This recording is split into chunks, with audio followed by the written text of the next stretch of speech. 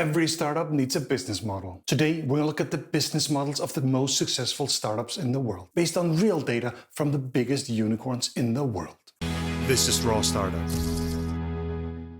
I'm the founder of Vivino, the world's largest wine app and wine community with over 60 million users all over the world. We knew what our business model was going to be from day one, but it actually took us a while to start building it. Back to that later. There are just over 1,000 unicorns in the world. Unicorn means any startup that's worth more than $1 billion US. I've taken a close look at the 500 biggest unicorns in the world to figure out what business model they use.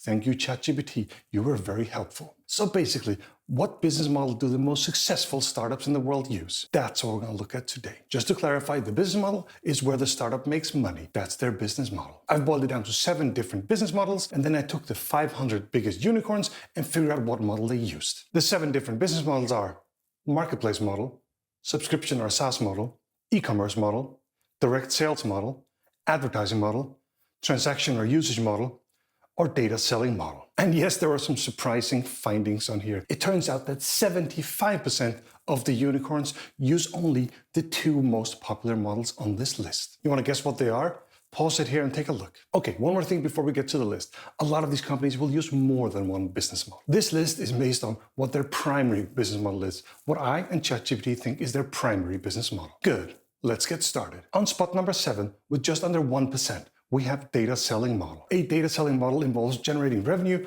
by selling or licensing collected data or aggregated data. It could also be analyzing data, packaging data, and then selling it back to the business. Very few companies have this as a primary model, but a lot have it as a secondary model. Including Vivino, we sell data on wine trends and so on back to the wine industry. One example of this is Tempus. They use AI to sell and analyze data in the healthcare industry. Less than 1%, so let's get on with the list. At number 6, with 3.1%, we have advertising model, basically making money by selling ads. A lot of high-profile companies like Google and Facebook use this, but only 3% of unicorns rely on this model. You might think there must be more than that, but they're all just very high-profile. Here are some others using the advertising model: Reddit, Nextdoor, Quora. Still, only a few companies have this as their primary model, but a lot of them have it as a secondary model. This includes Vivino. We actually sell a little bit of ads in the Vivino app and on the web. Next, at number 5, with 4.9%, we have the marketplace model. The marketplace business model connects buyers and sellers on a platform, facilitating transactions and exchanges of goods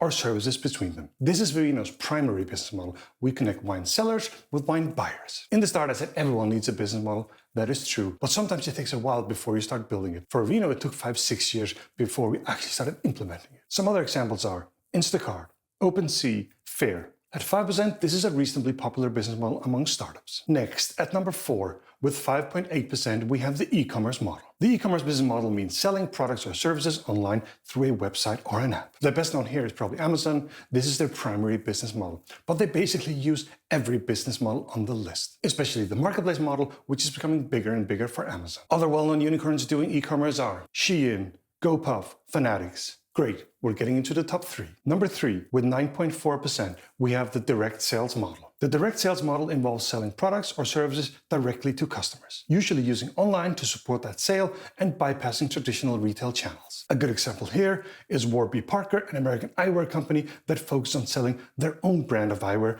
directly to consumers without going to traditional retail stores. Or Ledger, that sell their own wallets online. Now we're moving into the big league. What are the 2 most popular business models if you want to go really big? Number 2, with 32.4%, we have transaction or usage model. The transaction or usage model is a business model where customers pay for the individual use of a product or a service. Revenue is generated each time a customer uses the service or completes a transaction. An example of this will be a financial transaction like a credit card transaction. An example here is Stripe, that do payment transactions. Another one is Wise, that do international transfers. Also, cloud computing like AWS from Amazon uses this model. Another one is SendGrid. They can send large volumes of emails. We are at number 1. At number 1, with 44%, we have subscription or SaaS model. No surprise here. Basically anything subscriptions. Startups, maybe especially investors, love subscriptions. This is a great model for both startups and their customers. On the startup side, subscription very often means SaaS, software as a service.